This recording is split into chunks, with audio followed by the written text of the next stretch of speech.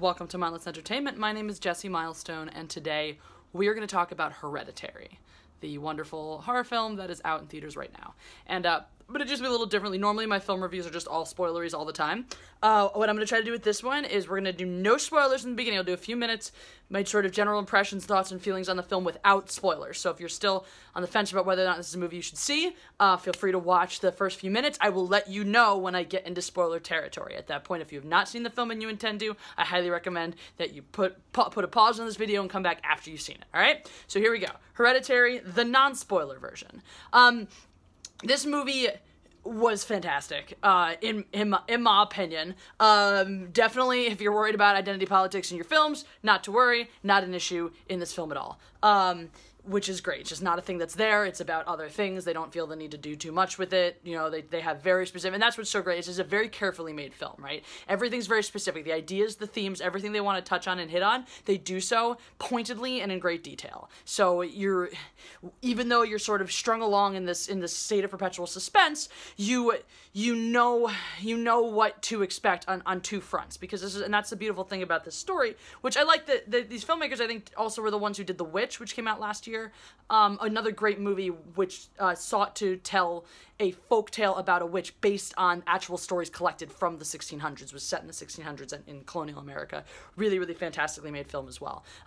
So this person has this heavy focus sort of on these very traditional folk style tellings of haunting, possession, etc., things like that. So those types of themes and ideas, it's great because it has sort of a very classic feel to it. They're not trying to get you with all these jump scares and oh my god, what's gonna happen? It's just you know what angle they're coming at you from, and it's just the way they go about it and what's gonna happen next. It sort of keeps you gripped to your seat. And there's also this duality in this movie of a lot of sort of just, and that's what I loved about the way it did in The Witch as well. It's not just about these solely just supernatural terrible things happening to a family. It's about actual tragedy happening to this family and how that family deals with and copes with it, and what it does to them psychologically and how it breaks them down in these great ways. In these ways where you question a lot of the times I mean, you have enough evidence to suggest, they give you enough sort of dramatic irony as the viewer to understand that this is not all in their heads or something like that, but at the same time you question how much of it is, you know, how much of it is real and how much is you know, what's come out of their own trauma, you know, and etc. It's just really gripping in that way. Visually beautiful. I mean, again, so carefully done, so carefully shot.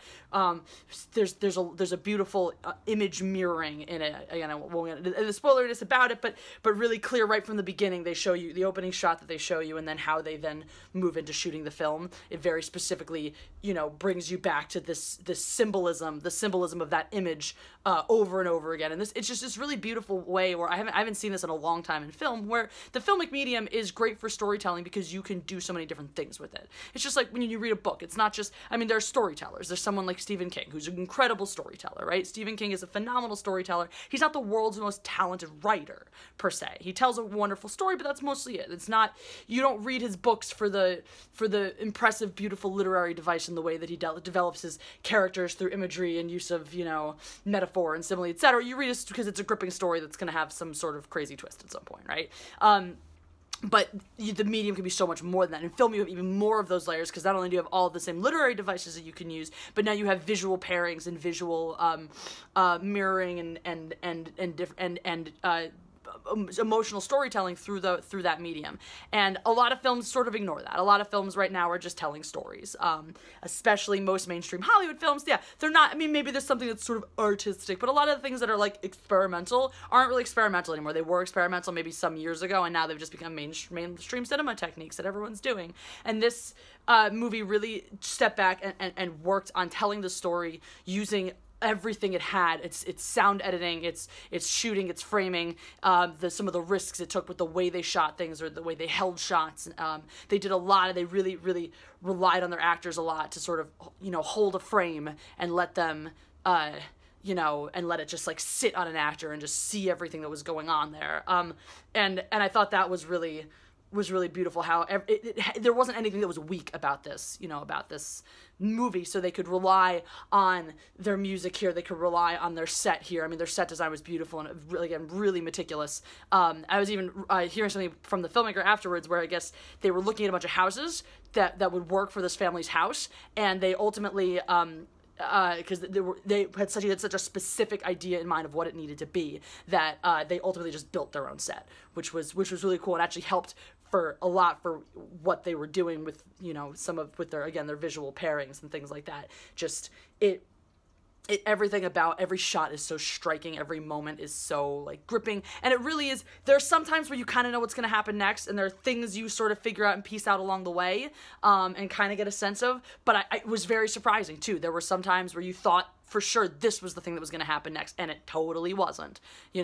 There's a lot of moments where you don't know if people are awake or are asleep and things like that, and it's just really, it brings you along, and so this is it's highly disturbing. It is a highly disturbing movie. You will not finish this movie and feel good. Like, you will finish this movie and be like, what just happened? So just be aware of that. Like, this is not a feel-good film. This is not like, oh my god, there's no catharsis at the end. There's none. It's just very disturbing, more disturbing, etc.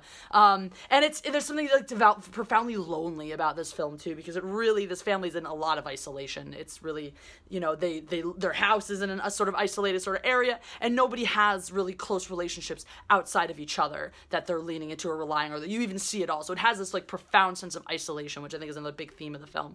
So just really, it really hits you. It's creepy, it's scary. There are a couple jump moments, but really mostly not that. Mostly moments where you're just like, no! But it's gripping, beautifully shot. It's a piece of art which you so rarely see in a horror movie as well. It's really, really, and it walks this beautiful balance of being both a psychological thriller and a supernatural thriller, which is really incredible how it utilizes both. You really see the breakdown of the psyche and how it affects. I think the best horror films, they really do that. They get into the psyche, element, things like that. All right, so those are my overall impressions of Hereditary. This is the spoiler section, guys. Spoilers! If you have not seen the movie and you do not want it spoiled, stop now. All right? But just, we'll dive in here lightly. So spoilers. If you don't want spoilers, stop watching.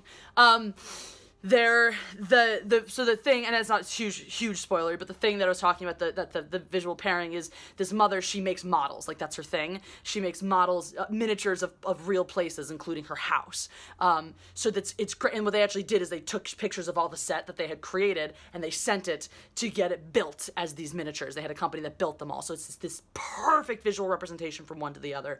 And the way they shoot the house, you always feel like you're kind of in a dollhouse, like you're in a miniature in its own weird way, and that gives us that sense of like sort of powerlessness, of that the family's sort of not in control of the things that are happening to them. So the other crazy thing that this is the big spoiler, right? So again, if you're still not sure, right, if you're gonna see this or not, this is the huge spoiler. Don't listen.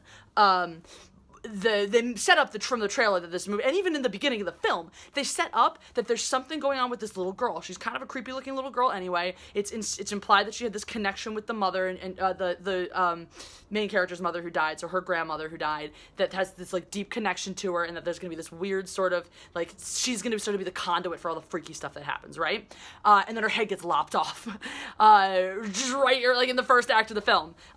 She has a peanut allergy, and her mom makes her go to this party with her brother, where she eats something with nuts as an allergic reaction, and he's driving her back. He has to swerve to avoid something on the road as her head's hanging out the window. She has to just swerve to avoid some roadkill, and her head just gets whacked off on a pole. And this whole scene, I mean, this scene is the movie, this incredible moment, and the way they do it, and the way they handle the immediate trauma of the situation, where, like, this is a kid, this is a teenage boy, and he has no fucking clue what to do. So what does he do? He just calmly drives home, and you can see his face, and it's just a super state of shock the whole way. Just drives home, gets out of the car, and just lies in the bed. Like, probably doesn't sleep, because you see him wide-eyed in the morning. And then just the way you get to feel the reactions of everybody, is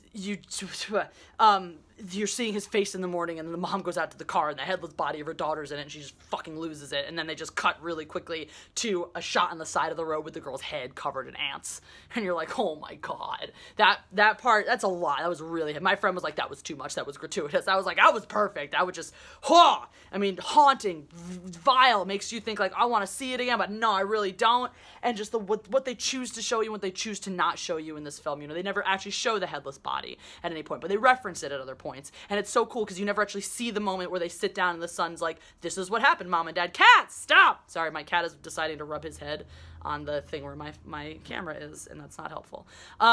So yeah, you never see, like, so you never see that part, but then you just move on with the story with this understanding that the story has come out, he told them what happened, and we live with this reality where their son has accidentally murdered their only daughter, you know, and it's just like, whew, real just in that way. And so this movie, I like The Witch, as I mentioned, has like Satanist themes. That's the whole thing, and I like that. That's the very classic horror thing, right? That's always what the possession was. It was always like being possessed by the devil or something like that. They go for like a king of hell in this one. So I like that. It just, and that's what's so great about it as a film. It doesn't need to have this crazy ridiculous backstory with this crazy ridiculous, how did this haunting come to be? You know, like a lot of these haunting movies, oh, here's the story of the tortured soul and how it got trapped in that. No, it's just like run of the mill, you know, very like Rosemary's Baby. Hey, people are just trying to get you possessed by the devil. The end. And just the way they move into it. And that's one of the brilliant things. I think they even did a little bit better at the end of this movie than at the end of The Witch, which is you get to the point where everything is revealed in a way, and so you've lost now the suspense and the gripping terror of what's going to happen next, because you know what happens next. And so they just really carefully chose all of their imagery. I mean, at the end, they're just, so they have the girl, and I love all the mirroring, the framing. This girl has all these weirdo toys that she's built out of just, you know, recycled material and trash and stuff. And so the very end, you have this altar, this like bizarre Jesus-like altar of a life-size version of like one of those toys, and the head on it is her head, is her like decrepit, you know, lopped off head. And that's, decapitation is this whole big weird theme in the story too, which I haven't even, like, I'm not even sure I understand how the whole decapitation part, you know, like what the meaning of all of that was. But the girl cuts the head off of a pigeon, you know, in one scene, and then, you know, shortly thereafter her head's getting lopped off, and then the mother ends up cutting her own head off while laughing or crying or something. It's just, so again, you get to this end part and this climax of just disturbing image after disturbing image. And then it's so funny the way they utilize just like middle-aged naked people in and of itself. These are the people like performing the ritual and summoning this hell god, and they're just kind of, you know, they just kind of stand around like smiling excitedly, and that alone is just so like revolting and creepy and weird.